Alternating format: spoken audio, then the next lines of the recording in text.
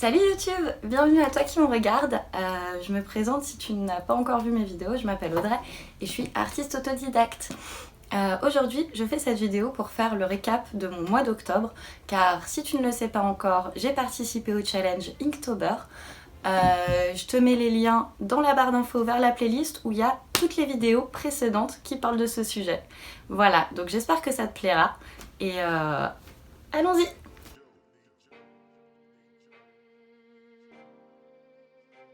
Pourquoi j'ai fait ce challenge? Tout d'abord parce que pour une fois, depuis des années que je suis plein d'artistes qui le font, j'avais suffisamment de temps à y consacrer pour le faire sérieusement.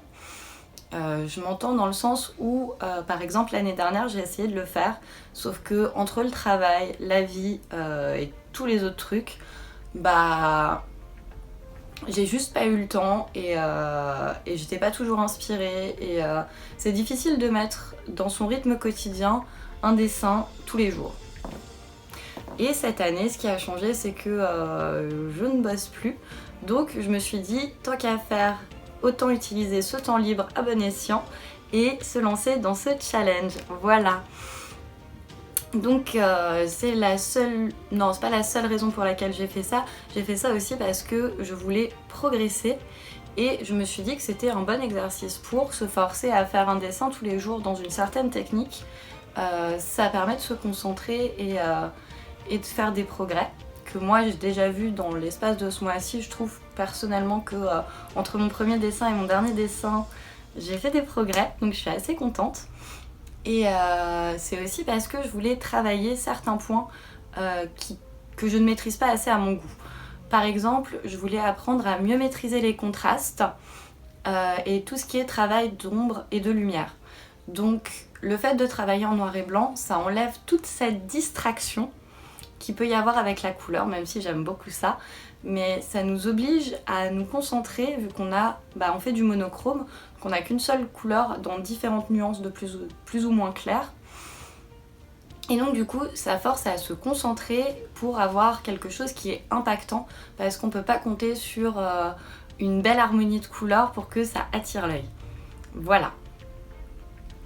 Donc ensuite, on va passer au second point qui est comment je me suis organisée pour venir à bout de ce challenge, parce que c'est comme tout, c'est une sorte de marathon à sa façon ce challenge, et un marathon on n'y va pas la fleur au fusil, on se prépare avant, sinon on a peu de chances de réussir à le finir. Donc ce que j'ai fait, c'est que début septembre, la liste officielle d'Inktober est sortie, donc je l'ai regardée. Comme les années précédentes, elle m'inspirait pas énormément, en tout cas il y avait plus de la moitié des mots pour lesquels j'avais pas vraiment d'idée. Et même si j'aime bien sortir de ma zone de confort, c'est vrai que c'est compliqué sur certains mots de trouver des idées. Par exemple, il y avait le mot étourdi et je sais pas ce que j'aurais mis pour ce mot-là. En tout cas, qui correspond à mon univers. Et de ce fait, quand j'ai vu que la liste officielle me plaisait pas et que j'avais quand même très envie de faire ce challenge, j'ai écumé le hashtag InktoberPromptList sur Instagram pour voir les listes que d'autres artistes avaient faites. Et c'est comme ça que je suis tombée sur la mienne, qui est le Element Inktober, qui m'inspirait beaucoup et que du coup j'ai décidé de faire.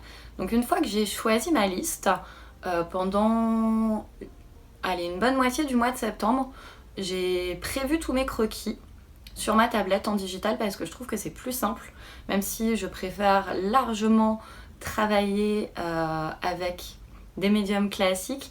Le digital a des avantages que le papier n'a pas.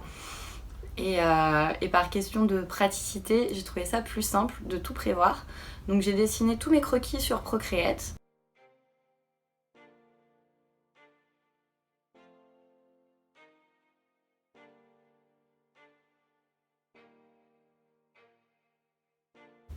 Et donc une fois que j'avais mes croquis, ce que j'ai fait, c'est que j'ai essayé pour chaque dessin, de répartir mes valeurs.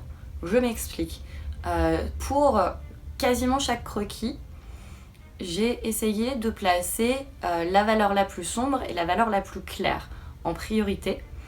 Donc le noir profond et le blanc pur. parce que c'est les deux opposés et que c'est ça qui va amener de l'intérêt dans la composition, c'est ça qui va attirer l'œil.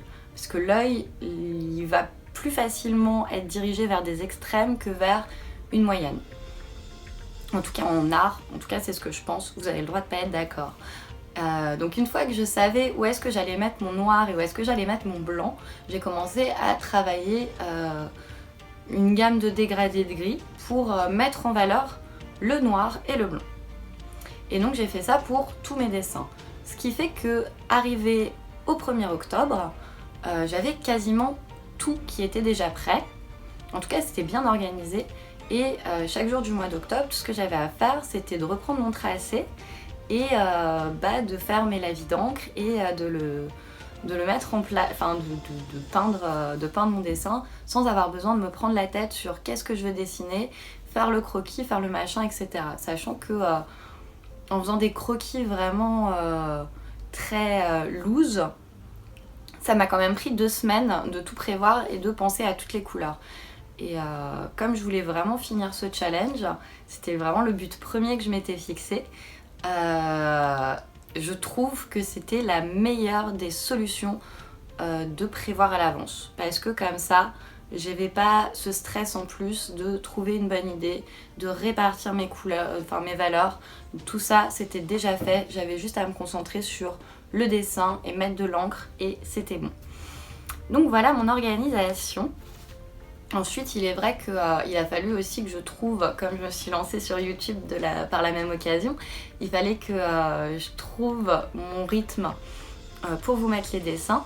Donc au départ, je suis partie sur une vidéo tous les 3-4 dessins et finalement ça s'est fini en une vidéo toutes les semaines. Tout simplement parce que malgré tout, j'avais des choses à faire et j'avais pas forcément autant de temps que je voulais à passer pour monter les vidéos. Donc je me suis adaptée, comme quoi c'est toujours utile. Donc voilà. Alors, point suivant que je voulais aborder, c'était ce que j'ai appris pendant ce mois. Ce que j'ai appris, c'est surtout grâce au but que je m'étais fixé, c'est-à-dire travailler mes contrastes et travailler mes ombres et lumières. Et je trouve que j'ai énormément progressé en un mois. Vraiment, j'ai l'impression que j'ai level up par rapport à ça et je suis très contente. En dehors de ça, j'ai appris aussi à mieux répartir mes compositions, à faire en sorte que ce soit cohérent, que ce soit visuellement intéressant et que ça marche et que je sois satisfaite. J'avais très peur de ne pas réussir à être satisfaite de mes dessins et de passer ma journée à recommencer 2-3 fois. Et fort heureusement, ça n'a pas été le cas. Je crois qu'il y a peut-être 2 dessins sur les 31 que j'ai recommencé à 0. Et c'était parce que j'avais fait des taches dessus et que ça n'allait pas. Mais sinon, j'ai essayé vraiment de lâcher prise et de me dire ok, ton dessin n'est pas parfait, mais c'est pas grave. Et ça fait du bien, c'est pas facile à faire au début et malgré tout, comme le dirait Bob Ross, qui faisait des vidéos de peinture, il n'y a pas d'erreur, il n'y a que des happy accidents en peinture. Et c'est vrai qu'il y a des moments où il y avait une petite tache ou un petit truc qui allait pas ou un petit trait et j'ai essayé de faire en sorte que ça devienne invisible ou de l'incorporer dans la totalité du dessin. Et pour ceux où j'avais fait quelques petites erreurs que je ne pouvais pas corriger manuellement, je corrigeais ça sur ma tablette avant de les poster sur Instagram. Donc il y a peut-être 1 ou 2 dessins où j'ai fait quelques modifications à la tablette. Donc les originaux sont moins réussis que les photos sur Instagram. Voilà. Pour revenir sur ce que je disais au départ, je voulais vous expliquer pourquoi j'avais trouvé que c'était un très très bon exercice de dessiner tous les jours en noir et blanc. Premièrement parce que ça force à dessiner tous les jours, ce qui déjà en soi n'est pas un exercice facile parce que le quotidien, la vie font que on n'a pas forcément autant de temps qu'on voudrait à consacrer à nos passions. Et je me suis dit que pour moi, en tout cas qui ne bosse pas en ce moment, c'était le moment ou jamais. Et que si je le faisais pas maintenant, j'aurais peut-être probablement jamais autant de temps à consacrer. Donc je le ferai peut-être probablement jamais. Donc je me suis mis un petit coup de pied au cul et je me suis motivée. Et c'est vrai qu'il y avait des jours où j'avais pas envie, où j'étais fatiguée, où j'avais 1000 autres choses à faire. Et pour ça, ce que j'ai fait au tout début du challenge, c'est que j'ai essayé de prendre un peu d'avance. Parce qu'au début du mois d'octobre, j'étais vraiment pas très occupée. Et donc j'ai réussi à grappiller, selon les moments, j'avais 1 ou 2 jours d'avance. Ce qui me laissait une espèce de zone tampon au cas où j'ai pas le temps, j'ai pas la motive ou quelque autre raison que ce soit. Voilà, donc déjà ça force à s'organiser. Et ce qui moi m'a beaucoup aidé parce que je suis pas quelqu'un qui est toujours très très bien organisé. Donc déjà ça c'est le premier avantage de ce challenge. Et le deuxième c'est comme ce que je vous disais tout à l'heure, c'est que le fait de travailler en noir et blanc ça évite d'être distrait par plein d'autres choses. Le seul truc que je pourrais regretter c'est de ne pas avoir incorporé plus d'argenté ou de doré. Je l'ai fait dans quelques pièces mais pas dans toutes. Maintenant avec le recul, j'aurais aimé le faire dans toutes, mais j'avais peur que ça me distraie trop, donc j'ai préféré me concentrer vraiment sur le noir et blanc. Et vraiment, je pense que c'est quelque chose d'hyper enrichissant, surtout quand on est comme moi et qu'on aime bien avoir plein de couleurs et plein de choses qui se passent dans une pièce. Là on est vraiment obligé d'aller à l'essentiel et de se concentrer pour que ce soit impactant en monochrome.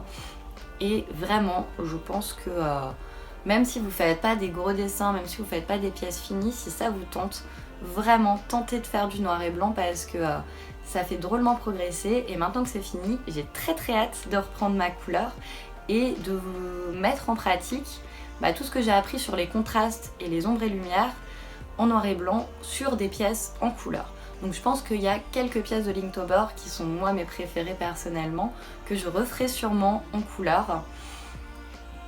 Voilà, pour m'amuser, tout simplement. Voilà. Avant-dernier point. Est-ce que je referai Inktober l'année prochaine ? Probablement oui. Peut-être pas des aussi grandes pièces parce que comme j'avais beaucoup de temps, j'ai décidé de faire des pièces au format A4, sachant que je suis aussi plus à l'aise sur moi des grands formats que sur des petits. Ça me permet d'avoir un geste qui soit plus fluide je trouve et d'avoir plus de détails, en tout cas moi c'est le A4, c'est le plus petit format sur lequel je me sens à l'aise et puis plus c'est grand et plus je m'éclate.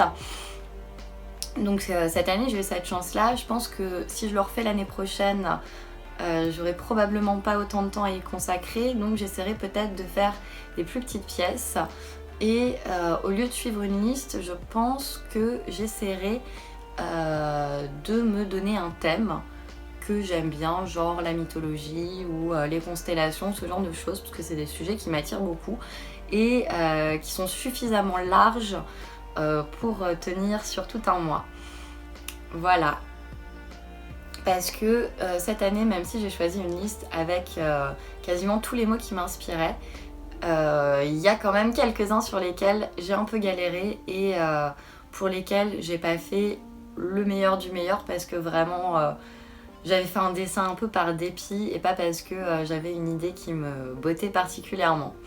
Voilà, mais ça fait aussi partie du jeu et on peut pas être satisfait de toutes ces pièces, surtout dans un mois aussi intense. Voilà. Et pour finir, je vais vous montrer et vous parler des pièces que j'ai préférées et des pièces que j'ai le moins aimées. Alors, je vais commencer par vous parler des pièces que j'ai maintenant avec le recul, une fois que le challenge est fini. Les pièces que j'ai le moins aimées, j'en ai 5. Non, 4. Comme quoi, sur 31 jours, ça va. Je me suis pas trop auto-dénigrée. Donc le premier que j'aime le moins, c'est le premier que j'ai fait. C'est la sorcière de l'air. Comme je dessine très rarement des décors et des paysages, je me suis dit, eh ben c'est le moment de le faire. Donc je me suis lancée et en fait, comme le format est petit, la sorcière est pas aussi bien faite que ce que je voudrais. Après, sinon, au niveau du résultat global, je trouve que c'est peut-être un peu trop statique. Et avec le recul et ce que j'ai appris au cours de ce mois, je pense que si je le refaisais déjà sur un format A4 et avec les techniques que j'ai apprises maintenant, il rendrait probablement mieux. Mais voilà, c'est le premier, c'était un échauffement on va dire, et comme on dit pour les crêpes, le premier est toujours raté. Voilà. Alors ensuite, l'autre qui ne me satisfait pas énormément, c'est celui-ci. Pourquoi ? Parce que je ne sais pas ce qui s'est passé, mais en fait tout autour des petites étincelles, déjà c'est devenu un peu rougeâtre. Donc je ne sais pas d'où ça vient. Parce que j'ai utilisé que de l'encre qui était censée être grise et j'ai complètement raté ma main. Voilà, et je pense que de tous ceux avec des forts contrastes et avec un effet un peu lumineux, c'est celui que j'ai le moins bien réussi. Toutefois, j'aime beaucoup comment j'ai réussi avec le masking fluide, le drawing gum, peu importe, à faire cet effet d'étincelle et voilà. Donc c'est pas vraiment un raté, mais il n'est pas vraiment réussi à mon goût. Dans la liste de ceux qui me satisfont pas de folie, il y a aussi celui-ci, la sirène. Premièrement parce que je suis pas particulièrement fan des sirènes et que j'étais pas particulièrement inspirée par ce mot. Voilà, même si c'est un univers qui est très joli. Et alors, dans les choses qui m'embêtent dans ce dessin, j'ai pas arrêté de vous parler de contraste et de valeur et de traits blancs et de traits noirs. Là, j'ai fait l'erreur de faire un fond qui est trop foncé et du coup, la sirène est un peu perdue dans cette masse. C'est pour ça que, un peu pour rattraper le coup, je lui ai fait un contour blanc. Mais ça marche pas du tonnerre. Je pense qu'avec un fond plus clair, ça aurait été déjà mieux. Et ensuite, j'ai raté la main et j'ai raté son visage. Donc voilà, c'est des choses qui arrivent. Mais il n'est pas immonde, mais j'en ai fait des mieux que ça. Voilà.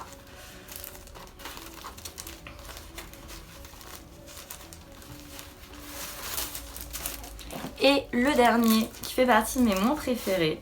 Alors ça, c'est absolument pas neutre du tout comme avis. C'est celui-ci. Le mot était océan. Et clairement, jusqu'au jour où j'ai dû peindre cette pièce, je ne savais pas ce que j'allais faire. Parce que océan en noir et blanc, je peux vous dire que ce n'est pas aisé comme exercice. Et du coup, je me suis dit, bon, bah, je vais faire un coucher de lune sur l'océan. Voilà, et clairement, on voit que c'était pas un truc qui m'a inspirée. On voit que j'ai pas été particulièrement précautionneuse. Enfin, c'est brouillon et c'est juste que, bah, voilà, j'étais pas inspirée et ça se voit. Donc, voilà, je pense qu'il n'y a pas grand chose à dire en plus sur ce dessin. Donc ça, c'était les 4 dessins que j'ai le moins aimé. Soit j'ai, comme le dernier, moins aimé faire, soit où je trouve qu'il y a des détails qui ne vont pas. Et maintenant, on va passer à ceux que j'ai préférés. Alors, le premier que j'aime beaucoup, c'est celui-ci. C'est dans les premiers que j'ai fait, je crois que c'est le jour 2, c'était étoile ou ciel ou quelque chose comme ça. Et dans mes croquis à la base, j'avais prévu de faire la galaxie en couleur, mais je me suis dit, si dans tout mon Inktober, il n'y a qu'un seul dessin avec de la couleur, ça va pas être cohérent. Donc j'ai décidé d'abandonner cette idée de le faire uniquement en noir et blanc. Et je trouve que ça fonctionne plutôt pas mal. On voit un peu cet effet de nébuleuse derrière que j'ai créé grâce à de l'encre mouillée et du sel pour faire ces petits effets.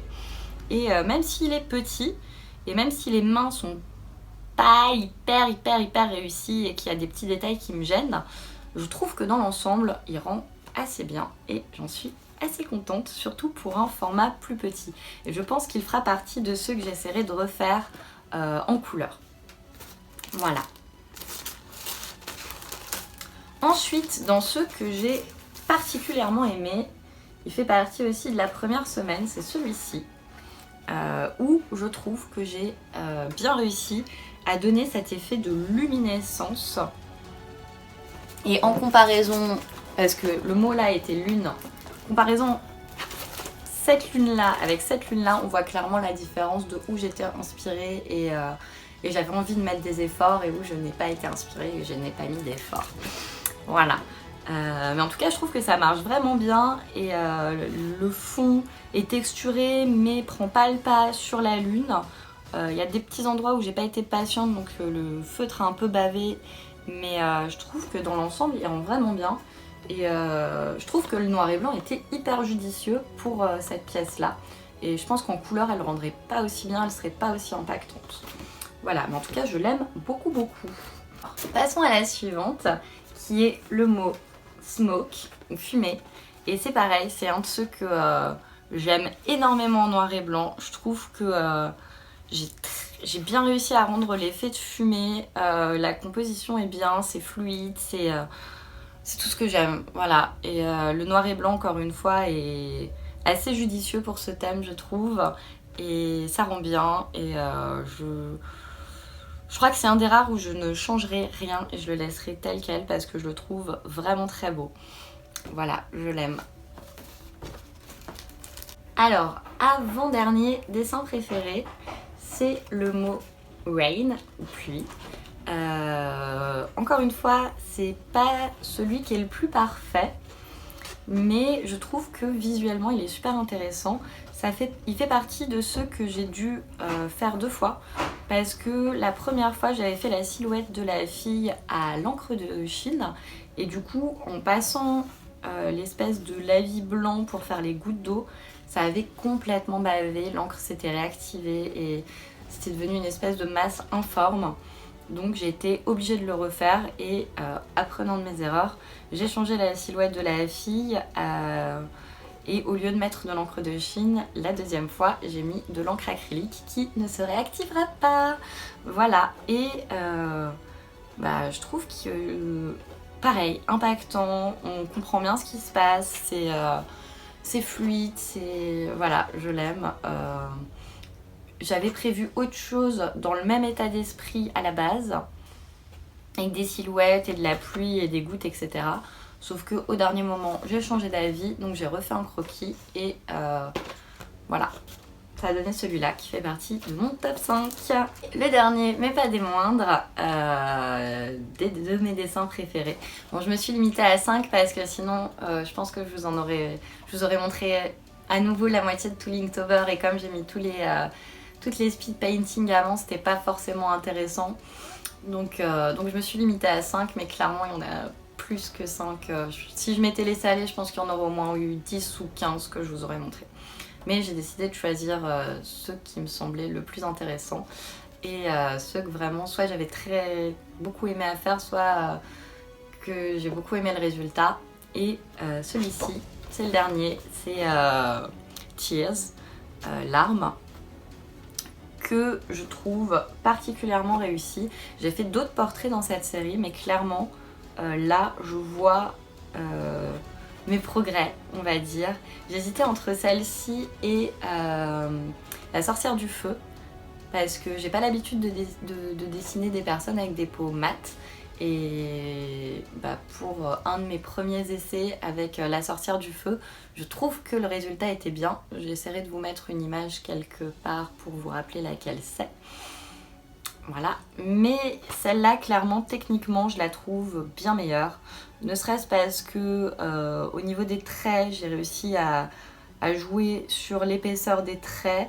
Parce qu'au niveau des ombres et des lumières, je trouve ça hyper cohérent et impactant.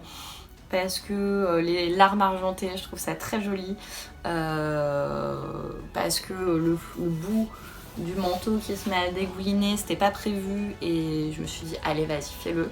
Et je trouve que ça rend très bien, ça rend harmonieux et je crois que c'est l'un de mes préférés et potentiellement je le referai en couleur, même si je l'aime énormément comme ça. Et voilà, et bien c'est tout pour cette vidéo récapitulative de Linktober. Si vous avez des questions, n'hésitez pas à me les mettre en commentaire. N'hésitez pas non plus à me laisser des petits pouces bleus et à vous abonner. Ça me fait énormément plaisir et ça m'aide beaucoup, surtout que pour le moment on n'est encore pas très nombreux. Et voilà, j'espère que cette vidéo vous aura plu et je vous dis à bientôt.